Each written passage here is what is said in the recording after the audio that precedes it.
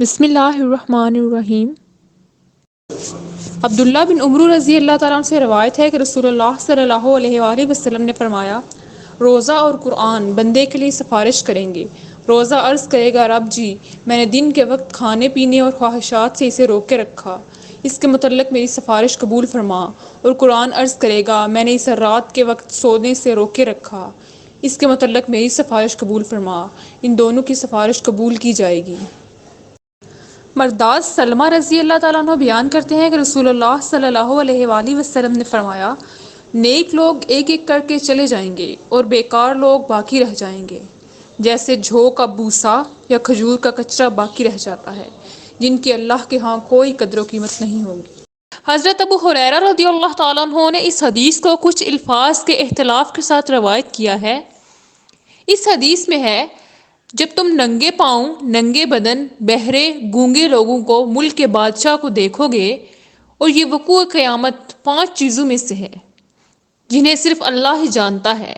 پھر آپ صلی اللہ علیہ وآلہ وسلم نے یہ آیت تلاوت فرمائی، بے شک قیامت کا علم اللہ ہی کے پاس ہے اور وہی بارش نازل کرتا ہے۔ انس رضی اللہ تعالیٰ عنہ بیان کرتے ہیں، رسول اللہ صلی اللہ علیہ وآلہ وسلم نے فرمایا، قیامت قائم نہیں ہوگی حتیٰ کہ زمانہ قریب آ جائے گا تو سال مہینے کی طرح، مہینے جمعے کی طرح، جمعہ دن کی طرح،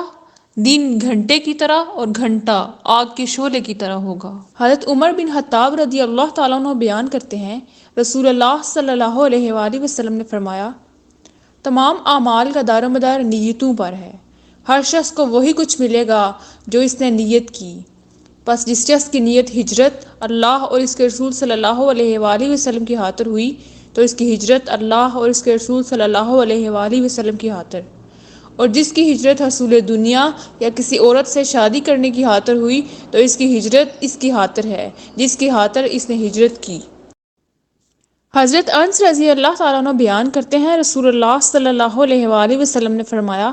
سحری کھایا کرو کیونکہ سحری کھانے میں برکت ہے۔ حضرت عمر رضی اللہ تعالیٰ عنہ بیان کرتے ہیں کہ رسول اللہ صلی اللہ علیہ وآلہ وسلم نے فرمایا، اسلام کی بنیاد 5 چیزوں پر رکھی گئی ہے، گواہی دینا کہ اللہ کے سوا کوئی معبود برحق نہیں، اور یہ کہ محمد صلی اللہ علیہ وآلہ وسلم اس کے بندے اور رسول ہیں، نماز قائم کرنا، زکوٰۃ ادا کرنا، حج کرنا اور رمضان کے روزے رکھنا۔ ابو ہریرہ رضی اللہ تعالیٰ عنہ بیان کرتے ہیں، رسول اللہ صلی اللہ علیہ وآلہ وسلم نے فرمایا، مومن کی بہترین سحری کھجور ہے۔ حضرت ابو ہریرہ رضی اللہ تعالیٰ عنہ بیان کرتے ہیں، رسول اللہ صلی اللہ علیہ وآلہ وسلم نے فرمایا، ایمان کی 70 سے کچھ زائد شاخیں ہیں، ان میں سے سب سے افضل یہ کہنا ہے کہ اللہ کے سوا کوئی معبود برحق نہیں، اور سب سے ادنا یہ کہ راستے سے تکلیف دہ چیز کو ہٹا دینا، اور حیا بھی ایمان کی ایک شاخ ہے۔ انس بن مالک کعبی رضی اللہ تعالیٰ عنہ بیان کرتے ہیں، رسول اللہ صلی اللہ علیہ وآلہ وسلم نے فرمایا،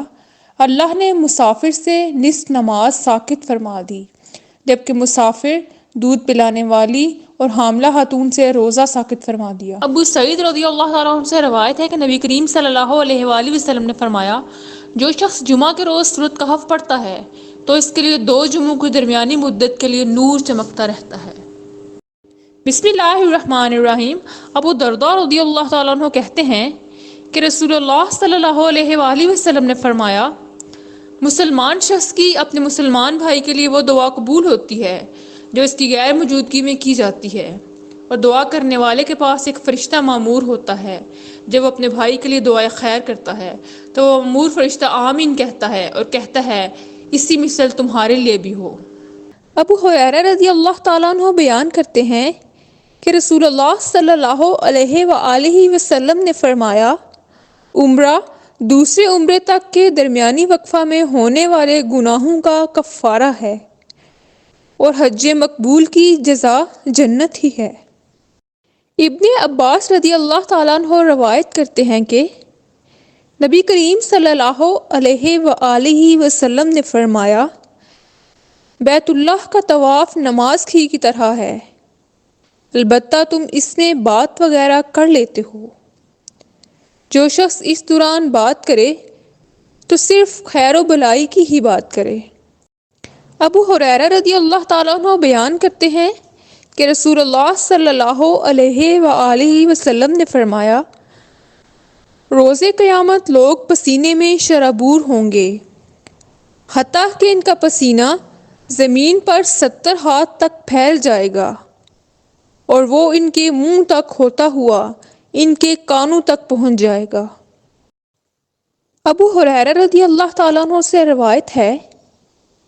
کہ نبی کریم صلی اللہ علیہ وآلہ وسلم بلال رضی اللہ تعالیٰ عنہ کے پاس تشریف لے آئے تو اس وقت کھجوروں کا ایک ڈھیر ان کے پاس تھا۔ آپ صلی اللہ علیہ وآلہ وسلم نے فرمایا، بلال یہ کیا ہے؟ انہوں نے عرض کیا، میں نے کل کے لیے کچھ ذخیرہ کیا تھا۔ آپ صلی اللہ علیہ وآلہ وسلم نے فرمایا، کیا تم ڈرتے نہیں کہ کل روز قیامت تو اسے جہنم کی آگ دیکھے گا؟ بلال خرچ کر اور عرش والی ذات سے مفلسی کا اندیشہ نہ کر۔ ابن مسعود رضی اللہ تعالیٰ عنہ بیان کرتے ہیں کہ رسول اللہ صلی اللہ علیہ وآلہ وسلم نے فرمایا، جس شخص کو ناجائز قتل کیا جاتا ہے تو اس کے قتل کا کچھ حصہ آدم علیہ السلام کے پہلے بیٹے پر ہوتا ہے، کیونکہ اس نے قتل کا طریقہ ایجاد کیا تھا۔